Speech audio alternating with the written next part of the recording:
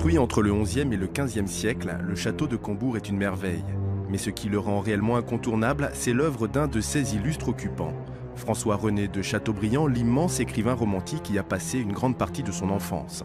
Une enfance faite de solitude et de rêverie, sous l'autorité d'un père tyrannique.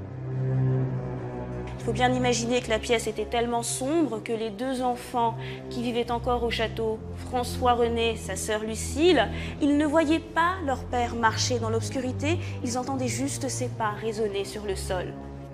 Bien, vous vous en doutez, l'enfance de Chateaubriand, ici même, était assez sinistre, surtout à travers cette version des mémoires.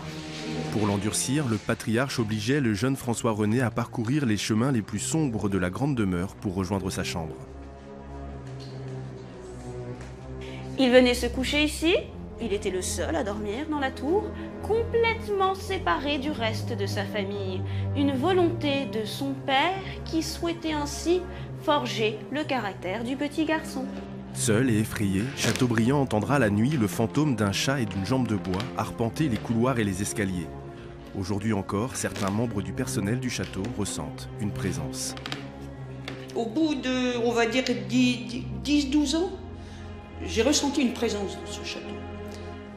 Et là, j'ai appris que, comment dire, je ressentais des choses que je ne comprenais pas. Et j'ai ensuite pris l'initiative de dire bonjour tous les matins. Et effectivement, quand je rentre, la présence qui est là, je la sens. Je la sens, mais c'est que des ondes positives.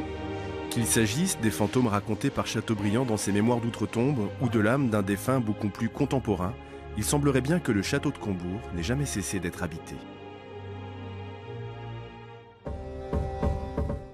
Florence est née à Combourg. Elle y a vécu toute sa vie et elle travaille depuis 28 ans au château. Si de l'endroit elle connaît tous les recoins, elle avoue ne pas être certaine d'en connaître tous les mystères. Dites-moi, Florence, ce château est célèbre parce qu'il y a eu un des auteurs les plus célèbres au monde qui y a séjourné, évidemment. Il est aussi célèbre pour d'autres raisons, enfin c'est lié. Ce château est, comme disent les spécialistes, chargé, c'est-à-dire qu'il y a des fantômes, il est habité par des revenants. Effectivement, il y a un ancien comte de Combourg qui s'appelait Malo de Couetquin, qui était allé faire la bataille de la Malpiquet, une des très vieilles batailles. Et un jour, lors de la bataille, il a eu la jambe sectionnée par un boulet de canon. Et donc c'était un ancien seigneur de Combourg. Et donc, il y a une légende autour de ce personnage, de Malo de Couetquin, qui est un chat noir qui revient hanter l'escalier de la tourelle, accompagné d'une jambe de bois. Alors, Chateaubriand en a parlé dans ses mémoires d'outre-tombe. Il écrit à propos, chaque soir après le souper, je devais raccompagner ma mère et ma sœur à leurs appartements. Elles me faisaient regarder un peu partout, dans les cheminées, sous les lits, derrière les portes, visiter les escaliers et les corridors voisins. Tous les voleurs et les spectres leur revenaient en mémoire. Et les gens étaient persuadés qu'un certain comte de Combourg, à jambes de bois, mort depuis 3 siècles, apparaissait à certaines époques dans l'escalier de la tourelle et qu'on l'avait rencontré. Sa jambe de bois se promenait également quelquefois seule et puis quelquefois elle était accompagnée d'un chat noir. Donc cette légende est tout simplement devenue la légende du château de Combourg.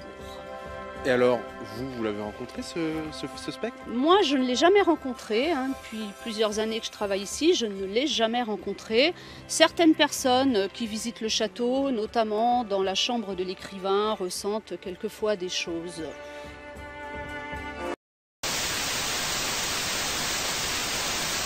Les fantômes, ça n'a jamais été franchement une plaisanterie. Encore que le nôtre soit assez goguenard et assez malicieux. C'est le vôtre, ça vous y tenez? Oui, ça on y tient énormément. On y tient, les enfants y tiennent, mes chiens y tiennent, nous y tenons beaucoup. Ah, tout le monde connaît le fantôme? Oui. Toute la famille? Enfin oui, bien sûr, ouais. Bien sûr. Il a un nom ce fantôme? Oui, nous l'avons appelé, nous, Babolin. Bon alors ce fantôme, qu'est-ce qu'il fait? Ben, c'est plutôt un fantôme, j'allais dire musical. Je vais dire que c'est un fantôme qui fait des bruitages, très intéressant. Il fait des bruits, il ouvre les portes, il déménage les meubles. Et surtout, il ouvre les portes. Mais autrefois, il les fermait. Maintenant, il ne les ferme plus. C'est pour ça que nous vivons dans le courant d'air et que je suis grippée très souvent.